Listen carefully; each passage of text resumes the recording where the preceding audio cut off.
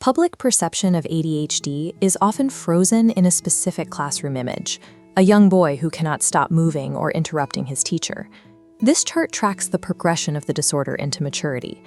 Roughly 65% of children diagnosed with ADHD continue to struggle with its symptoms as adults. In the United States, that accounts for approximately 10 million people.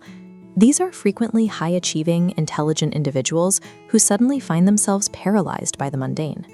A person capable of managing a master's degree in fine arts might find it physically impossible to open a stack of mail or reply to routine emails.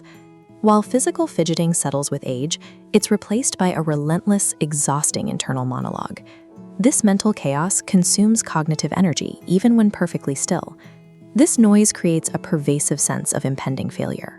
It is a daily struggle to govern one's own attention, leaving adults waiting for the moment everyone else discovers they aren't as competent as they seem. Observers often mistake this lack of follow-through for a character flaw or simple laziness.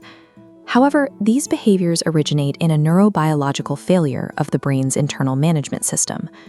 The biological root of this struggle is a chronic shortage of specific neurotransmitters, primarily dopamine and norepinephrine. This diagram represents the brain's executive function center. When dopamine runs low, the system stalls.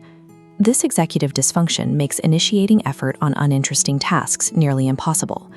Willpower cannot bridge this gap.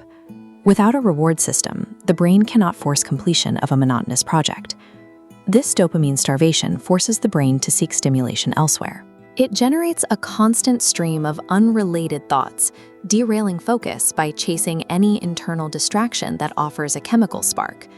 The outward hyperactivity seen in children is a search for physical stimulation. In adults, that same drive manifests as a restless, racing mind. Adult ADHD acts as a chemical drought for the brain's self-management system, turning the basic responsibilities of daily life into massive cognitive hurdles. The missing neurotransmitters also compromise the brain's ability to process feelings, leading to a condition known as deficient emotional self-regulation. Because the ADHD brain struggles to filter out cognitive noise, it often fails to filter out emotional impulses as well. This creates raw, unfiltered reactions.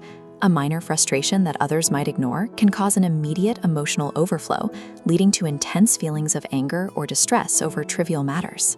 Facing the real-world consequences of these outbursts, many adults develop a fierce, highly critical internal monologue. This often leads to masking, the exhausting daily performance of appearing normal through rigid perfectionism. Many rely on a dangerous coping mechanism, waiting until a situation becomes an absolute crisis. The resulting surge of panic-induced adrenaline temporarily overrides the dopamine deficit, allowing them to finally complete the task. This reliance on crisis and harsh self-judgment fuels a cycle of hidden shame, leading many to believe they are fundamentally broken. For most, an official ADHD diagnosis in adulthood brings a sense of profound emotional relief rather than distress. A clinical diagnosis separates an individual's character from their neurochemistry. It provides medical evidence that their struggles are the result of an untreated condition, not a lack of effort. To receive this diagnosis, clinical standards require evidence that symptoms existed before age 12, even if they were overlooked or mislabeled during childhood. Treatment often involves stimulant medications, which restore the dopamine and norepinephrine balance required to fuel the brain's executive functions. Non-medical tools like cognitive behavioral therapy and mindfulness are also used to repair the psychological toll of the disorder and stop the cycle of self-judgment.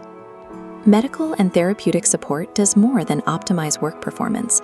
It provides the quiet required to finally silence the exhausting internal noise.